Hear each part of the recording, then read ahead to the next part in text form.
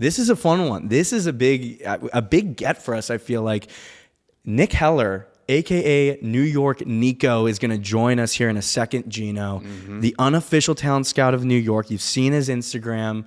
One of the greats, like one of the OGs of content. Well, how would you describe his Instagram and like his content for the people that might not be in the New York algorithm? He's like I don't even know if anyone's calling it, like an anthropologist for New York. Like such good content, telling stories. He's got such an interesting background. But what I love about our guy New York Nico is he sits on both sides. Like what he's doing right now with Revival of the Fittest on Instagram, this very lo-fi shot on iPhone, reality TV style episodic series, as well as the fact that he's worked on commercials. He directed the LeBron Decision 2.0 with Hennessy.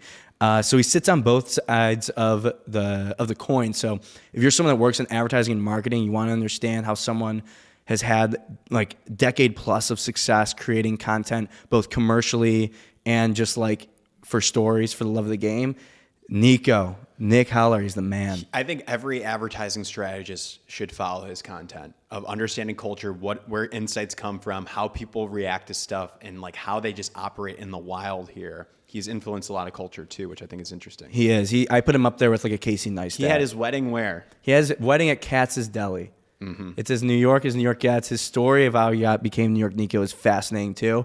Let's kick it to Nick Heller, a.k.a. New York Nico. Excited to have you on, sir. New York Nico. It's New York Nico time, and we're pumped. Thanks for This is having a big me. deal. Legend. Appreciate it. A couple million followers across social. One of the great storytellers in New York history. I'll say it. Yep, the unofficial talent scout of New York City, Jack. I love it. And so, Nico, how you feeling? Feeling good. Thanks for having me, guys. It's a pleasure to have you. You know, it's funny, like we ask or we try to figure out like for different graphics, like what's this person's title? Usually it's pretty simple. Usually it's like they're a creative director, CMO kind of thing. Yours was a little bit different. I'm curious, when you introduce yourself, what do you call yourself as like a title? Well, I'm curious what you put. I'll tell you. Or were you waiting on me? It's just a blank. It's a blank space right now. No, it's I've got commercial director, documentarian, social media personality. Thoughts? Yeah. I mean, I guess it depends who's asking. Usually, I just like keep it simple and say the unofficial talent scout of New York, because I feel like that sort of like encapsulates everything. But no, I mean, I guess commercial director, documentarian, social media guy. I wouldn't say personality because I'm not much of a personality myself, but the people I platform are personalities. I do some other little things here and there, but yeah, that's satisfactory, I think. Perfect. I'll take that every time. I have a broad question, and then we could probably narrow it down and get a little bit tighter here. But like, I guess, what would you say is the current state of social media, either in the New York sphere of influence or what you're observing in your personal algorithm? Can you give us a quick rundown from your POV on what you're seeing with social media algorithm-wise? Algorithm-wise, I mean, it's changed a lot in the last 2 years. Maybe it's been longer. My algorithm, like I feel like people aren't seeing my videos as much anymore on New York Nico. Like my followers aren't, and it's been a little discouraging because I'll spend like a ton of time, finding the story and then editing it and putting it out into the world and expecting it to, do numbers and help this person that I'm trying to platform. But it doesn't do the numbers that it would have, a couple of years ago. And it's discouraging. And I've been trying to like figure out how to overcome that. And I think I finally did. I started this new series at the beginning of this year called Revival of the Fittest, which I can get into a little later. But I think what I came to realize is like I need a formula. Like the New York Nico page doesn't really have a formula. It's just whatever I want to do, whenever I want to do it. But a series, something that you can post consistently every day or every other day with, something that the viewer can expect each time, I think is what performs well in this day and age. I think that that's what the algorithm likes to see. And I've been finding a lot of success. Sorry, go ahead. I was just a quick follow up on that. Do you actually, because we create content as well, do you recommend creating like a new page for that, or do you keep that all on the New York Nico page? I did create another page for that. So at literally January 1st, I started this new series. It's called Revival of the Fittest, and I started a new page for it. And the first few videos I would like collab post with New York Nico, just to sort of like get some of my followers to this new page.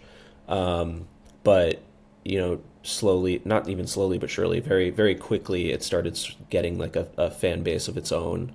So now it's at almost 100,000 on Instagram, 170,000 on TikTok, and that's in less than 2 months. Wow. So yeah, and I'm just having a lot of fun with it. Like I was very reluctant to do something to feed the algorithm because I thought it would feel forced, but this is like this. I'm having a blast with this show. I'm having so much fun with it. It's like exactly what I've been wanting to do, and I didn't realize that it was like literally right under my nose the whole time. It's awesome. I've watched every single video. Oh wow, thanks. Yeah, of course. Hey, thank you. Episode. We don't call them videos. Episodes. Episodes, got you. Yeah. I'll tell that to the person that started calling it a video to me, so it's their fault, not mine. The episodes are so good, and I think it is. It feels very much like you, but to your point, like you're just kind of changing the format and how you distribute it. Like that's just kind of the difference. But you're telling the story of like these very real people, and that's what makes it so good. Is that you're listening in on real conversations. Nothing feels forced. It feels like everyone's having fun, and you just feel that as the audience. And I guess like it leads to my question, because I assume you shoot all of that on iPhone. It looks like, right? Yep. Yeah, it's all iPhone, and you also are a commercial director. And so there's a lot of discourse these days around like production shoots that have 500 people, and you're like, wow, this is so much money. It's so expensive. When at the same time, there's people that are getting millions and millions of views with just an iPhone. I'm curious, because you kind of sit on both sides, what it's like working on a production commercial shoot versus doing something like this where you're just shooting it with an iPhone. I mean, that's a great question. I definitely don't want to say that, you can scrap all these big budget shoots and do everything with an iPhone, because that's not true, but it would also get me in trouble because my primary source of income is working on these commercials. But like, for example, I just shot a Burger King commercial last week, and that was like a big shoot. For something they sort of like hired me because of what I do on social and like my ability to work with real people. So it's interesting. Like I don't think that, I mean, I know I wouldn't be able to get the same effect with that commercial if it was just me and my phone. They want something that's TV quality. There's obviously Burger King is a huge client, so they have a lot of expectations. But yeah, I mean, there's a sort of a time and a place for everything. I feel like, I don't know. It's very hard for me to say because I'm on both sides. It's like I think that both approaches have their positives and their negatives. But I'm very grateful that I'm able to do both. Yeah, it's got to be. I mean, it kind of feels. It's almost. It depends on the message. Like totally. You're almost because. For like Revival of the Fittest, if it was super high quality production, it probably wouldn't feel the same. Similarly, if I was watching a Burger King ad that was just like, and it was shot, right, you'd be like, that's a great point. Totally, like I like that Revival of the Fittest feels super homemade. Like it just feels like a guy in his phone who stumbled in on this record shop and just started filming people. Whereas if you were to take that same approach and applied it to a Burger King commercial that's playing on TV, it might feel cheap. So yeah, there's a time and a place for it all. And I wanted to ask about because you directed the LeBron Decision 2.0 Hennessy work. That had to be pretty freaking cool. Like, you're working with Bron. At the same time, LeBron, at one point, for his decision, I believe the New York Knicks were kind of in the running there. So, listen, for you, that feels like a conflict of interest. What was it like working on that? That was a really fun project. Obviously, I'm a diehard Knicks fan, and was destroyed when he played with our hearts. But yeah, no, it was fun. I did not expect it to have the impact that it had. I knew that we were going to do some kind of a teaser, but I didn't realize that the teaser was going to be so ambiguous that everyone and their mother was speculating whether or not it was an actual decision and if he was going to retire or not. I was actually very nervous when that was happening because I thought that somehow I was going to be to blame for this. And the people who were betting on his retirement would get mad at me, and the people buying these tickets would get mad at me. But one guy sued LeBron because he bought Guilty. tickets. Was that you? Yeah, you bought $900 Laker tickets. But yeah, that was interesting. That's a perfect example of like when you are shooting something and you don't expect sort of the impact that it's going to end up having. Like that day was crazy. Yeah, it was crazy. That was a wild, like, rarely do you have moments that actually do kind of like take over the internet. And that one felt like it did take over the internet for a little bit, where people were like, people buying tickets is crazy. But that to that point, like not knowing where something's going to go, I feel like that's a big part of like the documentary game. And a big part of your origin story. I don't know how many people like know the origin story, but I saw a video of you explaining it a while ago of becoming New York Nico, where you just went up to this character in Union Square, 6'7", rapping, dreadlocks, white guy, and you're just asked to make a documentary about him, and you never made a documentary before, and then that just kind of was the first moment. And in the documentary game, I just would love to hear your perspective on. In a lot of cases that you probably don't know where the story is going to end up. Even with Revival of the Fittest, you don't really know where the conversation is going to go. Can you talk about balancing that idea of like kind of having an idea of a script and keeping some organization to it, but also letting people just do what they do? Yeah. I mean, Revival of the Fittest is just like the perfect example because, I have no idea where this show is going. Like there's some like very minorly scripted elements that I think people kind of they know are scripted, but for the most part it's just like real people talking shit. If they start harping on something like Rob and his Iron Maiden tickets, obviously in the back of my head as a filmmaker I'm like, oh well, we got to get him to Iron Maiden and have that be like a narrative arc. But it's weird because like Rob has been a friend of mine for a decade, and like even if we weren't doing Revival of the Fittest, that would still be my goal to like get these tickets. But I don't know if we're gonna get the tickets. Like they're all sold out right now. I mean, I guess worst case scenario, I'll just buy tickets at the last minute. But I think because of the success of the show, we can get some VIP treatment and maybe get the Iron Maiden guys to the shop. Yeah. But I just love the idea that I'm kind of just like rolling with the punches, and don't really have any expectations, don't really have anything planned. Like I have the second season coming up and I don't really have anything planned for it, but it's going to come up naturally. And I think that that's really exciting.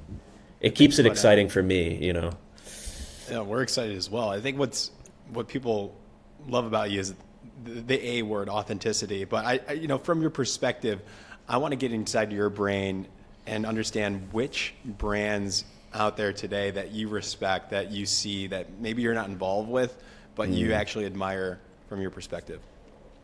Oh man, that's a really good question. What brands do I admire? I think Nike does really great stuff. My friend Kimu does a lot of their creative direction. He does some really great work with them. Um, Everything feels like super authentic. Obviously, it's this huge brand, right, Nike, but he's able to, um, just make it feel very authentic and nothing feels like overly contrived. Um, who else? Who else? Uh, Man, I'm sure there's a bunch, but I'm just blanking. I don't know. I don't have like a list of brands that I think this are is the doing. answer that I would want though from like I don't he's like I just go I go shoot I my don't guys know, or man. Revival the Fitness. I gotta be honest with you. I don't know, man. I don't know. But they're like, I'm just trying to think of if there are like any ads that I've seen recently that I really liked. The Super Bowl commercials were it was kind of a dud this year. That's the first thing that my head is going towards. Yeah, I don't know. You'd have to come back to me. And that's not me being like, oh, nothing's good. It's just like I don't have a section of my brain that like retains that. Yeah, the interesting thing now, and it kind of is like a bigger theme though, is like the idea of branded entertainment, where like there's a lot of brands that are kind of doing or trying to do the thing of creating a episodic series on social that's like, behind it is a brand. And this line between and branded entertainment, people keep saying like, you'll love this, people keep saying that branded entertainment is just entertainment, and it's getting to a point where like, brands are just gonna be Hollywood, Right. and so that's kind of like the new way of advertising, is because Right. it's all like on social, it's all social first. Totally. And I guarantee there's so many like pitch decks right now at brands for marketers that are like, let's do Revival of the Fittest, but for Yeah. fiber. Totally. Yeah, no, I mean, and a lot of people have already reached out to like be a sponsor for the show, which I don't want to do that. Like, I just want this to sort of like be my thing where I don't have to answer to anybody, and it's like, it helps the record shop, it helps all the people on the store, it helps me because it's like this passion project that I didn't even know I've been wanting to do for my whole life. But that's not to say that I wouldn't do like, another branded series. I don't think it would be as successful by any means, because I'm going to have to be answering to higher powers that, have an agenda to sell their product. But I'd be open to something like that. But Revival of the Fittest right now is like the main focus, and just like sort of keeping it as is, keeping me, and everyone, Jamal, Rob, Irma, where like, we decide where the show goes. Yeah, it's great. Well, we gotta stop by. Would love to. We gotta see this in action sometime. Get some boots on the ground, investigative journalism going. Well, there's a couch now, so if you guys ever want to come by and just hang out on the couch, you're welcome to. That is an official invite. We'll take that for sure. That is on the record. Well, thank you so much, Nick Heller, aka New York Nico. Appreciate you taking the time. Absolute legend. Everyone go check out Revival of the Fittest on Instagram. Support. And if you're in Greenwich Village, go buy a damn record, for Christ's sake. Come on.